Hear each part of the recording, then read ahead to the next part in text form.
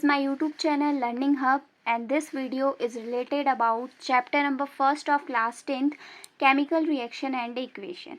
So we proceed this video by the topic physical change. In our surrounding there are two types of change. First is physical change and second is chemical change. तो physical change क्या होता है? In this change, identity of a substance remain same. In this change, identity of a substance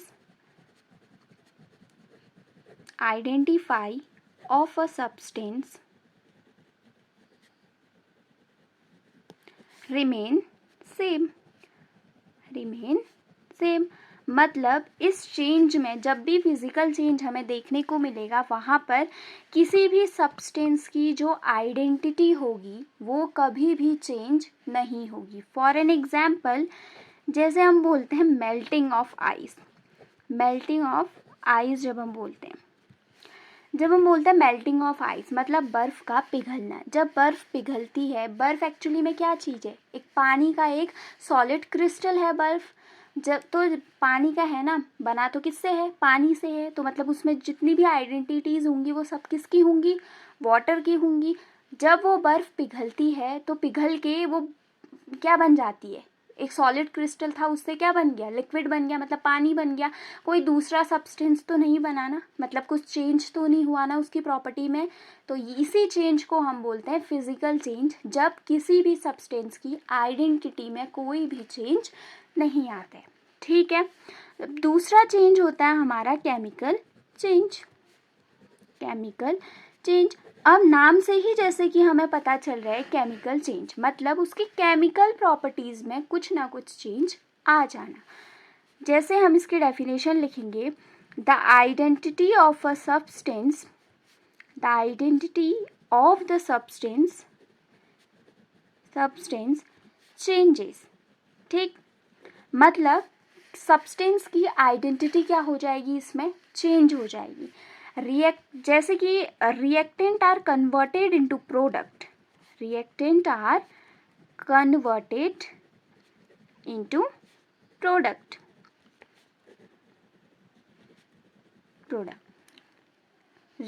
क्या हो जाता है? Product में convert हो जाता है. ठीक, मतलब कहने का मतलब सीधा सा यही है कि केमिकल चेंज में क्या होगी? किसी भी सब्सटेंस की आइडेंटिटी में क्या हो जाएगा? चेंज आ जाएगा. ठीक है. मतलब अगर कोई भी दो सब्सटेंस एक दूसरे के साथ रिएक्ट कर रहे हैं तो वो क्या देंगे? हमें कोई ना कोई नया प्रोडक्ट देंगे. For an example, chemical change में मैंने बोला ना जैसे कि आइडेंटिटी चेंज हो जाती है. तो जैसे हम एग्जाम्पल लेते हैं केमिकल चेंज का, बर्निंग ऑफ पेपर. ठीक है. अब जब पेपर होता है ना, पेपर को जब हम बर्न करते हैं तो वो क्या हो जाता है? It converted into ash. Paper, जब भी हम पेपर को बर्न करते हैं ना, वो ना ऐश में कन्वर्ट हो जाता है. ऐश मतलब होती है राख. पेपर को बर्न करने पे वो ऐश में कन्वर्ट हो जाता है. अब देखिए, पेपर जब था, पूरा एक पेपर था, तो उसकी प्रॉपर्टीज़ कुछ अलग थी. जब वो आप हीट करने के बाद ऐश में कन्वर्ट हुआ तो अब ऐश की प्रॉपर्टीज़ क्या होती है? अलग होती है. ठीक है. तो एक ऐसा चेंज जिसमें क्या हो रहा है? आइडेंटिटी किसी भी सब्सटेंस की, जो उसकी खुद की आइडेंटिटी है, वो चेंज हो जा रही, वो कम्प्लीटली बिल्कुल ही चेंज हो जा रही है खुद से. तो उस चेंज को हम बोलते हैं केमिकल चेंज. ठीक. अब एक चीज़ आती है, केमिकल रिएक्शन क्या होती है? केमिकल रिएक्शन क्या है? It is the process. ये एक प्रोसेस है. It is the process by which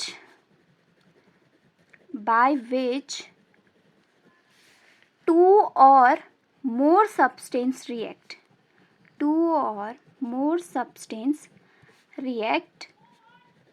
with each other to form new substance with different properties.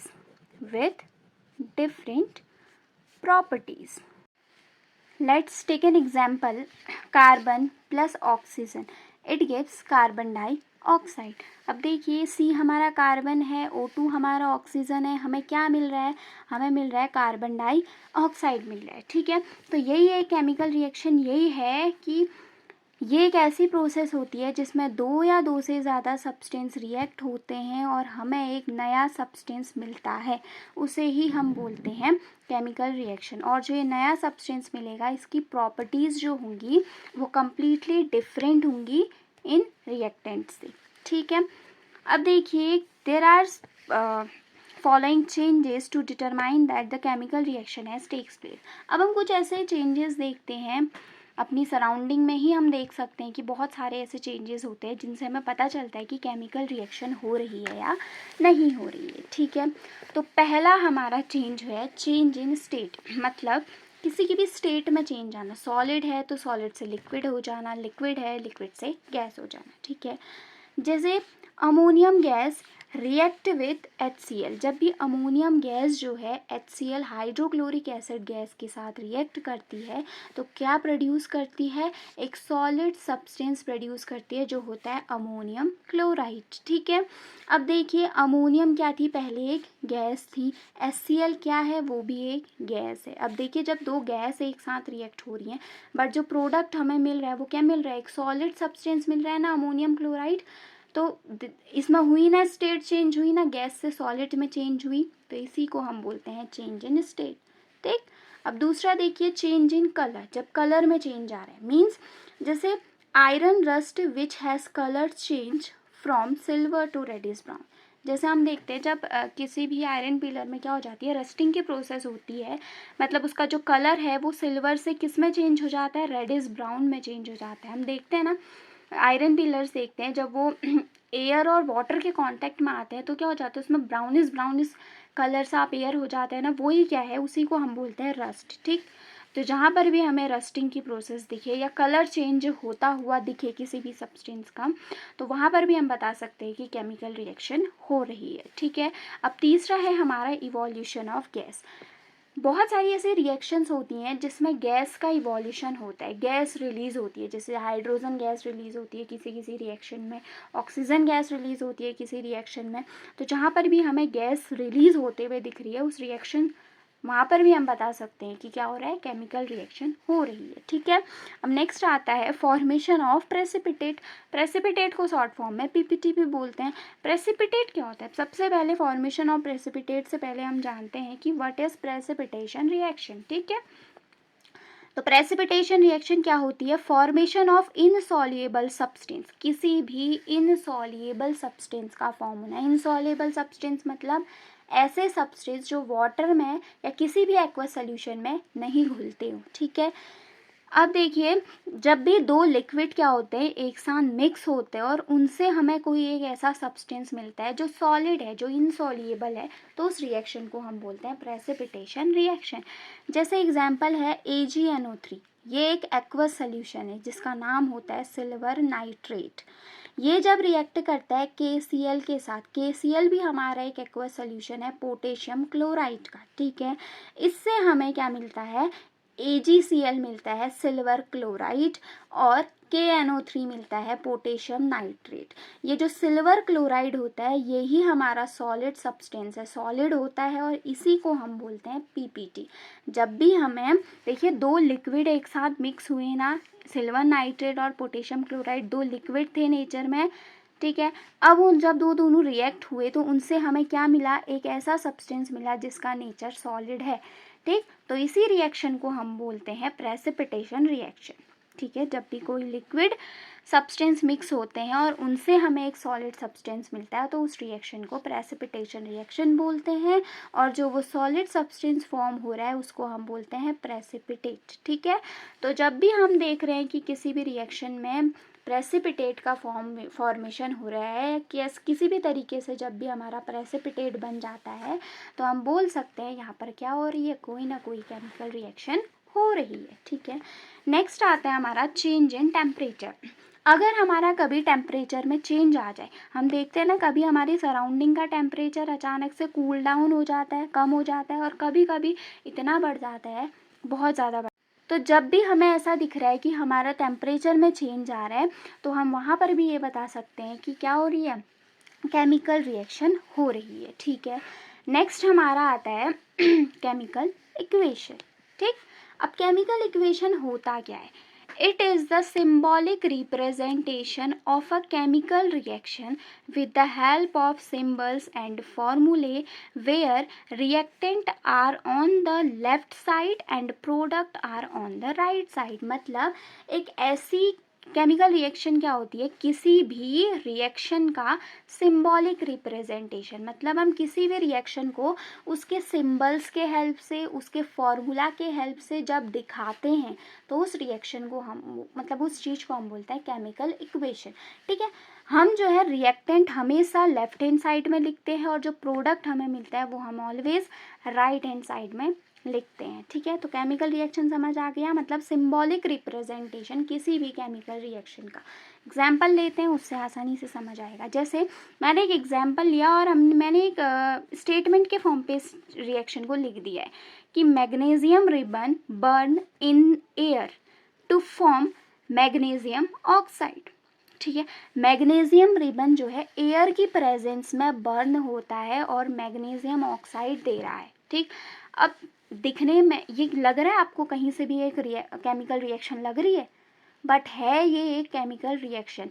जब हम इसी स्टेटमेंट को उसके फॉर्मूले की हेल्प से या उसके सिंबल्स की हेल्प से रिप्रेजेंट कर रहे हैं तो तब हमें पता चल रहा है ये एक केमिकल इक्वेशन है या ये एक केमिकल रिएक्शन है। ठीक है, अब देखिए मैग्नीशियम को हम क्या लिख सकते हैं, Mg।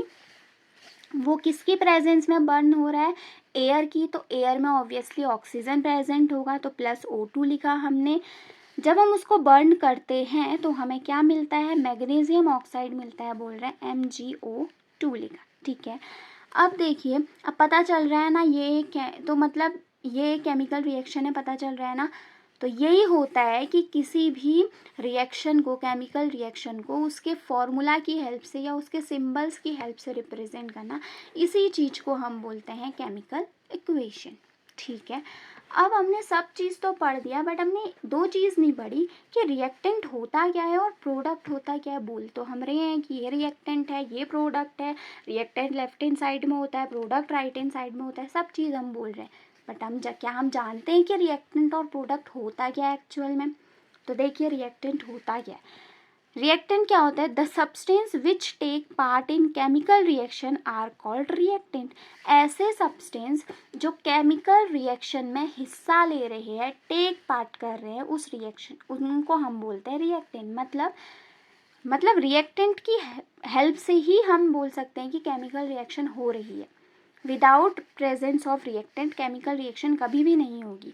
तो रिएक्टेंट क्या हो सकते हैं, गैस क्या होते हैं, वो सब्सटेंस जो केमिकल रिएक्शन में हिस्सा ले रहे हैं उनको हम बोलते हैं रिएक्टेंट। जैसे हम इसी में एग्जांपल लेते हैं इसी रिएक्शन का कि Mg और O2 के मिक्स होने से ही MgO2 बन रहा है। अगर Mg और O2 होते ही नहीं तो MgO2 कैसे बनता। तो Mg मैग्नीशियम और O2 ऑक्सीजन, ये दोनों क्या हुए, रिएक्टेंट हुए। जब रिएक्ट किया इन दोनों ने तभी तो मैग्नीशियम ऑक्साइड बना ना। तो रिएक्टेंट वही होते हैं जो किसी भी केमिकल रिएक्शन में हिस्सा लेते हैं। ठीक, तो Mg और O2 हमारे यहाँ पर रिएक्टेंट्स हो गए। ठीक है, अब देखिए प्रोडक्ट होता क्या है। प्रोडक्ट क्या होता है, the new substance produce as a result of chemical reaction are called product. मतलब केमिकल रिएक्शन के बाद जो हमें नया सब्सटेंस मिलता है उसे ही हम क्या बोलते हैं, प्रोडक्ट बोलते हैं। ठीक, केमिकल रिएक्शन होने के बाद जो नया सब्सटेंस हमें फॉर्म्ड हुआ उसे हम बोलते हैं प्रोडक्ट। यहाँ पर देखिए Mg और O2 एक साथ रिएक्ट कर रहे हैं और क्या बना रहे हैं, MgO2 बना रहे हैं। तो मैग्नीशियम और ऑक्सीजन यहाँ पर रिएक्टेंट हो गए। ठीक है, और जो MgO2 मिल गया वो हमारा क्या हो गया, प्रोडक्ट हो गया। ठीक, तो आज हम इस वीडियो को यहीं पर एंड करते हैं। तो आज हमने इस चैप्टर को आधा तो कंप्लीट कर लिया है। कल से हम नेक्स्ट वीडियो लेक्चर में इसके आगे का प्रोसीड करेंगे। अगर आपको ये वीडियो पसंद आई तो इसे लाइक, शेयर और सब्सक्राइब कीजिए और अपने सारे सोशल मीडिया ग्रुप्स में इसे शेयर कीजिए। Thank you.